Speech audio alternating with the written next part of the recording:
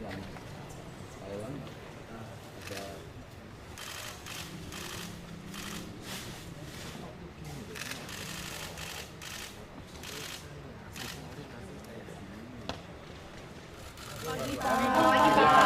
Selamat pagi semuanya.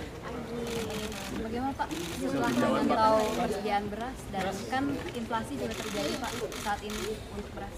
Iya, ini semua negara sedang mengalami kekeringan El Nino, termasuk Indonesia, meskipun hanya beberapa provinsi, ada 7 provinsi di kita. Oleh sebab itu, saya datang ke gudang-gudang Bulog di sini, nanti di Jakarta, mungkin nanti di daerah, untuk memastikan bahwa stoknya itu ada. Yang paling penting stoknya ada, barangnya ada, berasnya ada. Ada,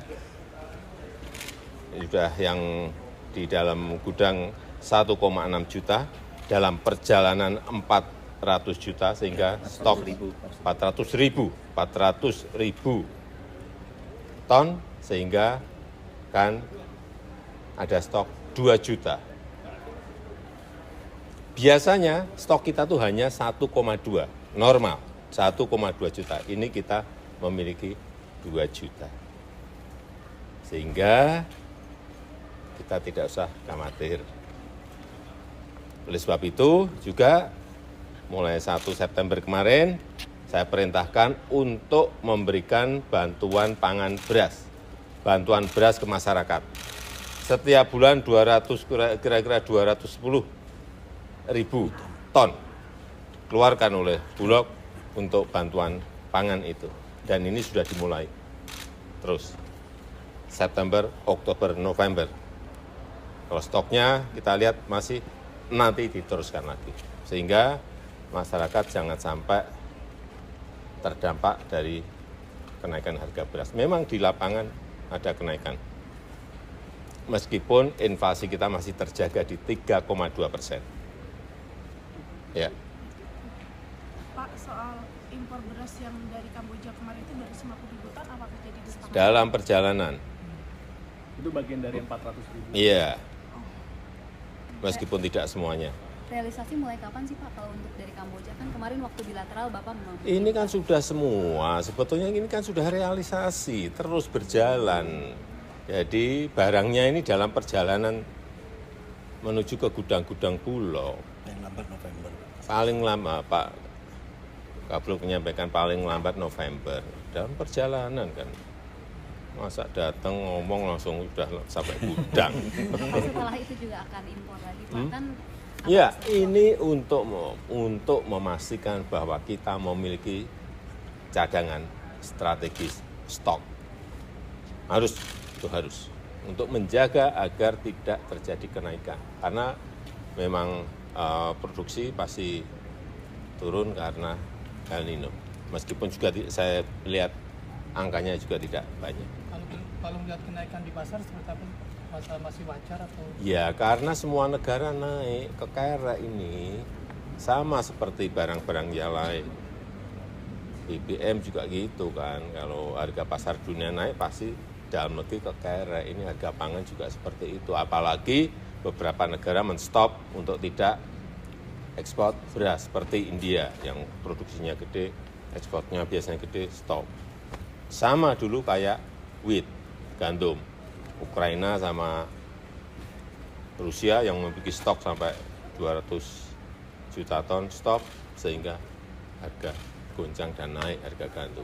Ini wajar, tetapi yang paling penting manajemen tata kelola kita dalam menghadapi itu punya. Yang paling penting itu. Sehingga nanti ini setelah retail semua diguyur oleh Bulog, Cipinang diguyur oleh Bulog, kemudian masyarakat juga diberi ini juga kayak operasi pasar memberikan ke rakyat itu. Sehingga stok di rakyat, stok di gudang-gudang swasta, semuanya ada. Paling penting itu. Karena yang kita berikan ini 210 ribu ton, bukan barang sedikit tuh, kepada 21,3 juta penerima. Ya, udah. Pak, Jelas. optimis nggak Pak bisa menurunkan inflasi, mengendalikan inflasi seperti Bapak bilang? Kalau di inflasi, saya kira masih akan terjaga di sekitar 3. Pak, selain Kamboja dari mana lagi Pak? Saya sudah berbicara dengan banyak, tapi kan belum putus. Sehingga saya ini berbicara dengan kepala negara, kepala pemerintahan, kemudian ditindaklanjuti negosiasinya oleh Bulog. Kalau barangnya ada, kita antar presiden, dengan Perdana Menteri sudah oke, tapi harganya nggak sambung, ya kan nggak ketemu. Itu loh. Ini apapun tetap Bulog tuh masalah harga tetap menjadi salah satu dalam negosiasi transaksi itu jadi atau enggak jadi. Saya sudah bicara dengan Perdana Menteri Hun Manet, dengan Presiden Bangladesh yang punya stok, dengan Perdana Menteri Modi, dengan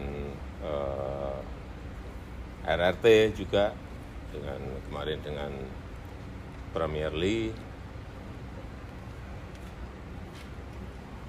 Masih kalau stok kita ini sudah banyak, tetapi kita tetap masih melihat di mana yang bisa kita beli untuk tidak sekarang, untuk plan tahun depan juga mengantisipasi. Pendaftaran capres-cawapres yang mau Tanyakan ke KPU. tidak perlu mengundurkan diri kalau misalnya Apanya? Aturannya seperti apa? Kalau aturannya tidak boleh, tidak usah mundur ya nggak apa-apa. Yang paling penting tidak menggunakan fasilitas negara. Yang kedua, kalau kampanye cuti, aturannya jelas. Aturannya harus cuti Pak. Kalau cuti, apakah nanti kementerian lembaga tetap akan berjalan? Lalu Bapak terganggu nggak Pak? Sistem birokrasi kita ini sudah mapan. Tapi pasti diizinkan Berjalan. Pak. Kalau menteri Gimana? maunya pres diizinkan. Izinkan lah. Yang dulu-dulu juga gitu. Tanyakan lagi. Terima kasih.